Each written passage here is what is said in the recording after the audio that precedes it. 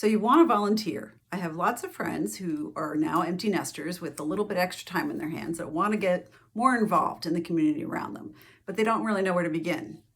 Depending on where you live, I live in the suburbs of a city where there's a million things you could possibly do.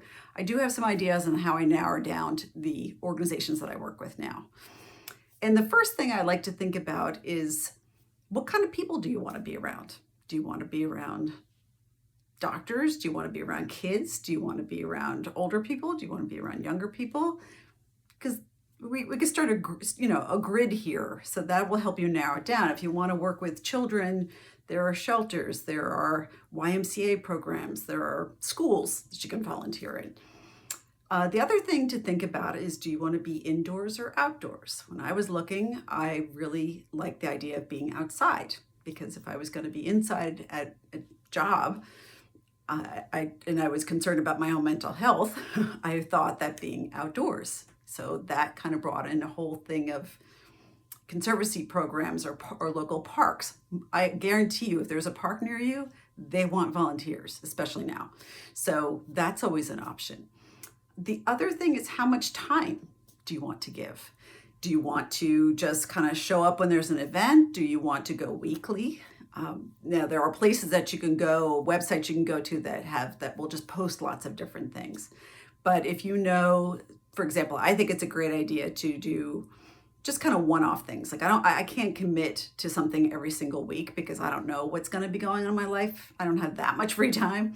So I like something like our local zoo who's looking for adult volunteers. So whenever they have a special event, they will just send you an email and say, can you come to our Brew in the Zoo program? And you can go and you can serve beer, you can do stuff, and it's just for one day and it's fun, it's lighthearted. And which brings me to the other thing is, what kind of work? What's your tolerance level for sad things?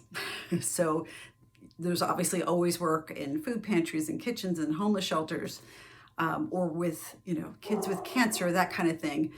I couldn't mentally handle that, so you have to kind of be aware of that kind of thing. So again, zoos or even homeless animals would have been too much for me.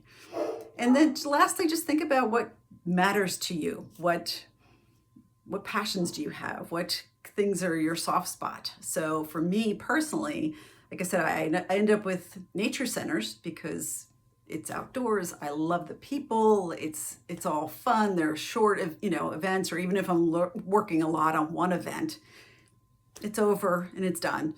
And it's very fulfilling, and you get to see I want to be around a lot of people. That's the other thing too. You can volunteer completely alone. There's stuff that you can do. There was this, place nearby that would give you like packages to, put together notes or something that would go on to in backpacks for kids or something like that. So you can do things completely solo if you really don't want to deal with people. I wanted to be around a lot of people, so that's why I started doing that. And the other thing I got involved in was a local ALS association, the Brigance Brigade, because that was something that mattered to me.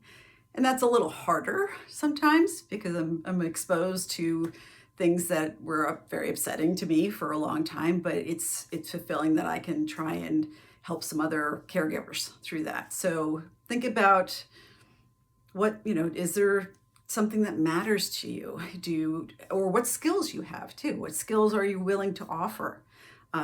If you have any medical background, obviously the Red Cross is an obvious choice. And even I looked into that, just to do blood drives or something like that. And my issue with that, the only reason I didn't do it is because it was during the week, and I couldn't commit to 6 or 8 hour days during the week.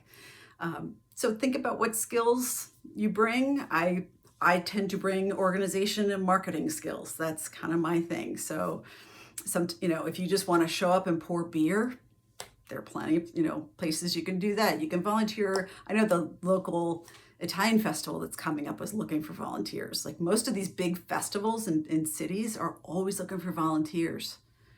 And they're loads of fun, and you can get in for free, and then you can walk around. So just think what you want to get out of it. If you can narrow down those kinds of things, you can quickly eliminate certain organizations. And then I just sat down on my laptop and Googled, nature organizations near me, and I got a running list. Or, volunteer organizations with children, or volunteer organizations with seniors. You can work with senior citizens, and there's so much you can do, and it's so fulfilling, and it just gives you another outlet, another place to use skills that maybe you have, and you've spent a lifetime, honing certain skills, either professionally or just as a parent or as a caregiver, or as a whatever, that might as well put them to good use and give back. And here's why. When I sit down and with my almost adult children, and we talk about, it's very easy to get a little down about news.